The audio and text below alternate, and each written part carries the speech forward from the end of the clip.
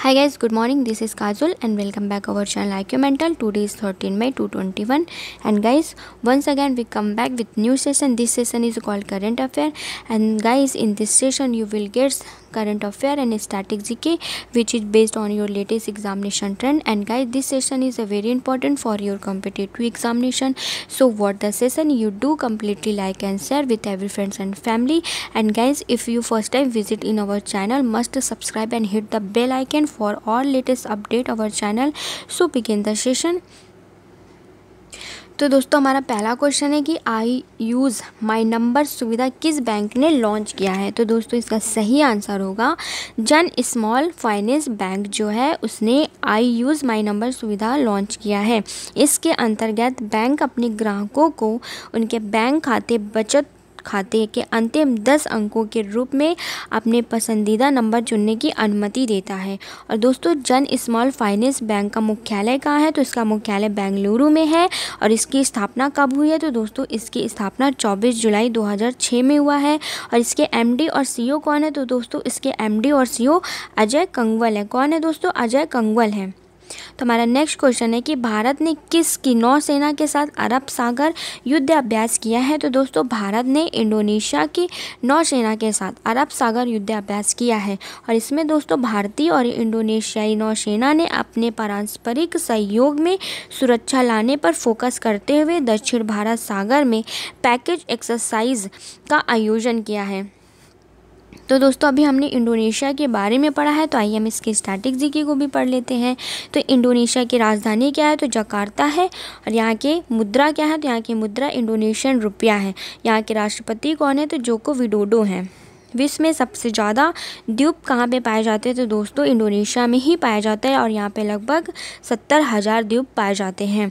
सिग्रुव के नाम पर इंडोनेशिया देश ने पहले हिंदू यूनिवर्सिटी खोला है दोस्तों। और इसके अलावा सुलावेशी द्वीप में 6.2 तीव्रता का भूकंप भी आया है। और इसके अलावा इंडोनेशिया का माउंट मेरापी ज्वालामुखी फट गया है। और दोस्तों, हाल ही में जारी रिपोर्ट के अनुसार पूरे पर्यटक के लिए सबसे पसंदीदा शहर बाली बन चुका है।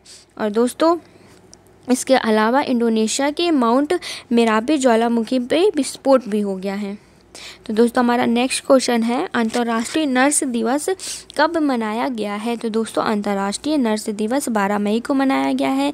और ये क्यों मनाया गया है? तो दोस्तों, ये फ्लोरेंस नाइटिंगेल की जयंती के रूप में मनाया जाता है। और दोस्तों, फ्लोरेंस नाइटिंगेल को लेडी विद द लैम्प भी कहा जाता है। और दोस्तों, लेडी विद द लैम्प जो है वो आधुनिक नर्सिंग की संस्थापक है। और ये ब्रिटेन समाज सुधारक और सांख्यिकीविद भी थी।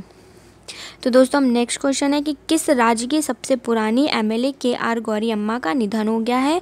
तो दोस्तों, इसका सही आंसर होगा केरल। जी हाँ दोस्तों, केरल की सबसे पुरानी एमएलए के.आर. गौरी अम्मा का निधन हो गया है, जो कि दोस्तों केरल के सबसे वरिष्ठ नेता के.आर. गौरी अम्मा थी, जो 1957 में राज्य के पहले मंत्रालय की पहली राजस्व मंत्री थी। और इनकी दोस्तों मृत्यु जो है वो आयु संबंधी बीमारी से हुआ है। और ये 102 वर्ष की थी। तो दोस्तों, आइए हम केरल के स्टैटिक जीके को देख लेते हैं। अगर पूछता है कि केरल की राजधानी क्या है? तो तिरुवनंतपुरम है। और इसके मुख्यमंत्री कौन है? पिनराई विजयन है। और यहाँ के राज्यपाल कौन है? तो मोहम्मद आरिफ है। यहाँ पे लोकसभा की सीट 20 हैं, राज्यसभा की सीटें 9 हैं, विधानसभा की सीटें 141 हैं। तो दोस्तों, केरल राज्य की 21 वर्षीय रेशमा मारिया रॉय सबसे युवा पंचायत अध्यक्ष बन चुकी हैं। और 14 वैश्विक आयुर्वेद महोत्सव आयोजन केरल में किया गया है। और इसके अलावा बर्ड फ्लू को राज्य की आपदा भी घोषित कर दिया है। और सरकारी कार्यालय को ग्रीन टैग देने की भी घोषणा किया है। और दोस्तों, केरल राज्य ने मनोरंजन टैक्स को भी माफ़ करने का भी फैसला लिया है। और मरकविलुक्कू वार्षिक त्यौहार हाल ही में केरल में मनाया गया है। और केरल के राज्यपाल ने वन स्कूल वन आईएएस योजना की भी शुरुआत की है। और इसके अलावा दोस्तों, भारत का पहला लेबर मूवमेंट म्यूजियम राज्य भी केरल में खोला जाएगा। और राज्य में 50वें राज्य फिल्म पुरस्कार की घोषणा किया है। और केरल अपना पहला ह्यूमन मिल्क बैंक खोलेगा। तो हमारा नेक्स्ट क्वेश्चन है कि आरबीआई ने किस नए कार्यकारी निर्देशक के रूप में नियुक्त किया है? तो जॉस जे कट्टूर। जी हाँ दोस्तों, जॉस जे कट्टूर आरबीआई ने नए कार्यकारी निर्देशक के रूप में नियुक्त किए हैं।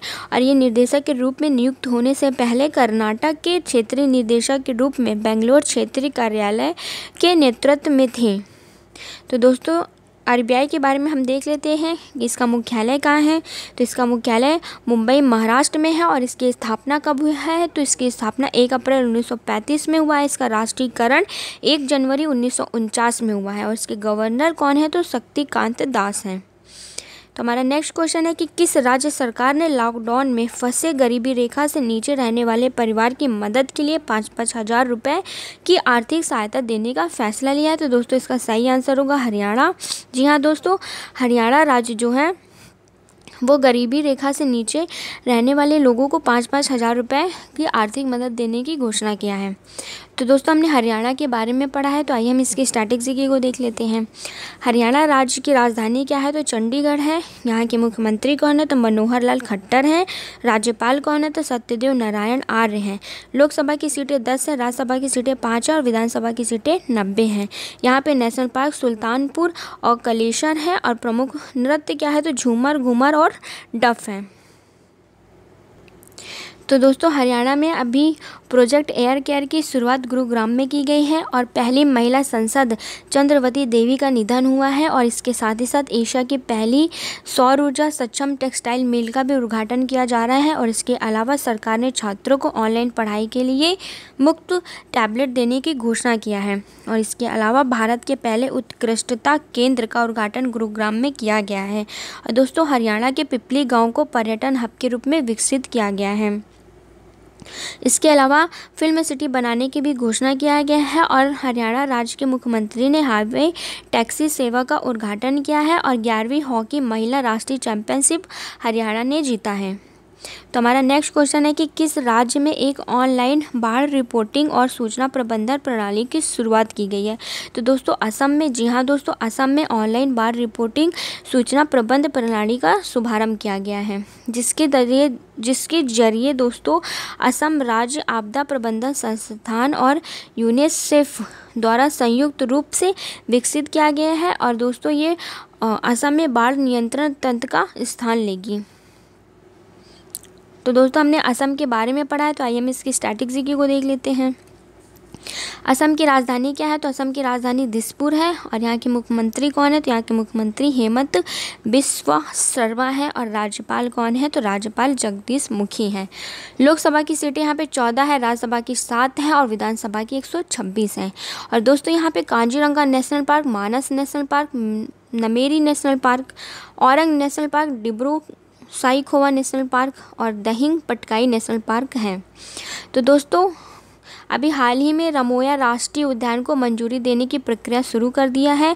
और रिवर क्रूज ब्रह्मपुत्र मुक्ता का भी उद्घाटन किया गया है। और इसके साथ ही साथ सिलचर में मल्टी मॉडल लॉजिस्टिक पार्क की भी स्थापना करने की घोषणा की गई है। और सुदील धुरिया को असम का उच्च न्यायालय का मुख्य न्यायाधीश नियुक्त किया गया है।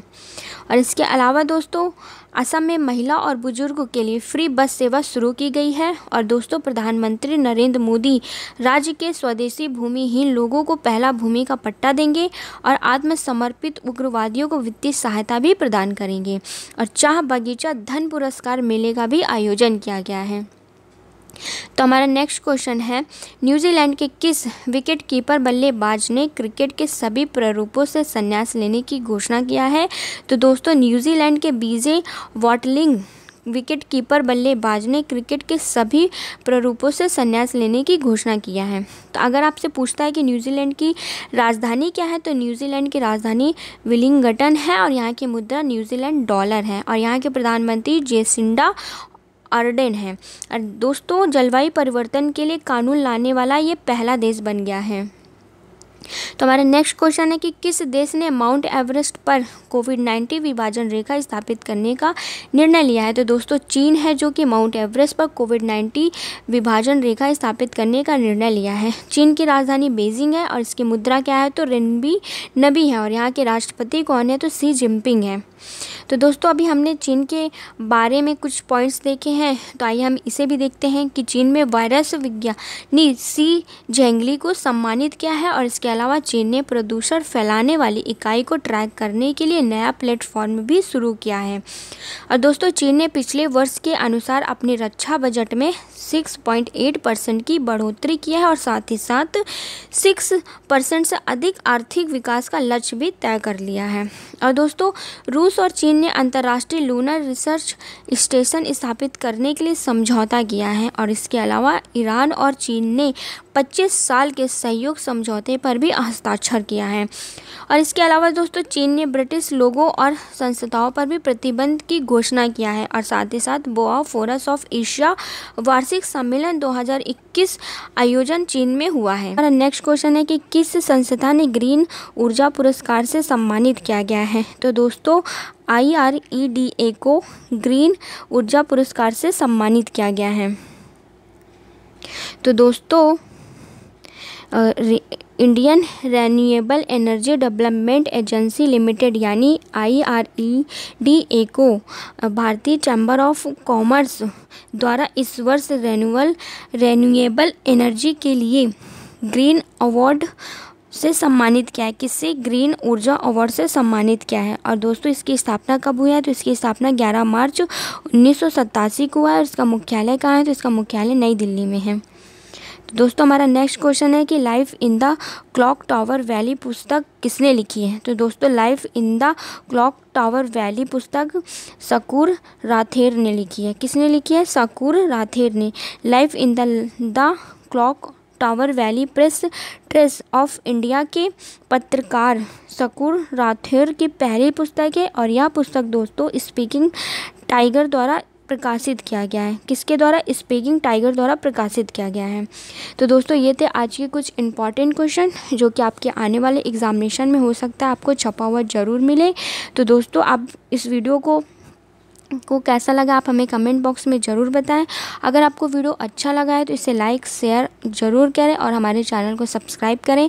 अगर आपको इस वीडियो का PDF चाहिए तो आप हमारे व्हाट्सएप ग्रुप को ज्वाइन कर सकते हैं, जिसे ज्वाइन करने के लिए आपको 7268009584 नंबर पर कैपिटल लेटर में ज्वाइन लिखकर भेजना होगा। और आप हमारे व्हाट्सएप ग्रुप को ज्वाइन कर लेंगे, जहाँ पर आपको लेटेस्ट एग्ज़ाम की डिटेल और लेटेस्ट एग्ज़ाम से रिलेटेड नोट्स PDF सब कुछ फ्री में दिया जाता है।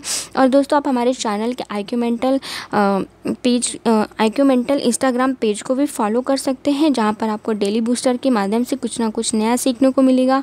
तो दोस्तों thank you so much for watching video. Have a nice day. Bye bye.